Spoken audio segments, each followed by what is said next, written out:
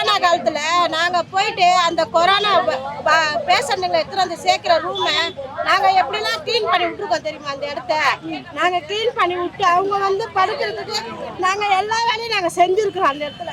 இன்னைக்கு எங்களுக்கு ஒரு முடிவே இல்லாத இப்போ நடு ரோட்டில் அவங்க உட்கார வச்சுருக்காங்க. அதுக்கு தீர்வு என்ன சொல்லுங்க? நாங்கள் எவ்வளோலாம் கஷ்டப்பட்டுக்கிறோம். ராத்திரின்னு தெரியாத பகலும் தெரியாது நாங்கள் உழைச்சிருக்கிறோம். அந்த பெட்டுங்களை எங்களை கையால் நாங்கள் தூக்கிட்டு போய் போட்டிருக்கிறோம். அந்த தலைகாணி பெட்டு எவ்வளோ லாரியாக நாங்கள் ஏற்றிருக்கோம். மாஸ்க் போடுறது கிடையாது, கையில் கை க்ளோஸ் போடுறது கிடையாது. நாங்கள் எவ்வளோலாம் கஷ்டப்பட்டிருக்கோம் தெரியுமா? அன்னைக்கு எங்களோட தேவை அவங்களுக்கு தேவைப்படுது. இன்னைக்கு எங்களோட தேவை அவங்க தேவைப்படனா என்ன இது? நாங்கள் கான்ட்ராக்டரில் உள்ள விடுன்னு நாங்கள் சொல்ல, அவங்களும் எங்களை மாதிரி தான் வசதி வாய்ப்பு இல்லாததான் வந்து வேலை கேட்குறாங்க. செய்யறோம், நாங்கள் செய்ய வேணாம்னு சொல்ல. எங்களோட இப்போ வேலை பறிப்பை எதுக்கு பறிக்கிறீங்க?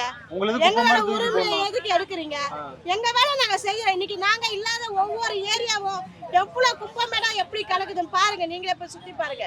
எல்லாரும் இந்த தெருவுக்குள்ளதான் வந்து பாக்குறாங்க. மெயின் ரோடு தான் கிளீன் ஆகுதுன்னு ஒவ்வொரு சந்தையும் போய் பாருங்க. எவ்வளவு குப்பையா கூலமா இருக்குதுன்னு ஜனங்க எங்களை கேட்கறாங்க. ரோட்ல வரும்போது என்னம்மா வரலையே, என்னம்மா வரல, எங்களை வேலை செய்ய விடல அப்படின்னு தான் நாங்க சொல்லிட்டு வரணுங்காண்டி நாங்க இருக்கிறதுனால ஒரு இடத்துல கம்ப்ளைண்ட் வந்துக்குதான்னு கேட்க சொல்லுங்க. அப்படிலாம் நாங்க உழைச்சி இன்னைக்கு நடு ரோட்ல வந்து நாங்க ராவம் பகலமா நாங்க உட்காந்து எங்க புள்ள குட்டிங்களெல்லாம் விட்டு வந்து இன்னைக்கு நாங்க உட்காந்துட்டு இருக்கிறோம்.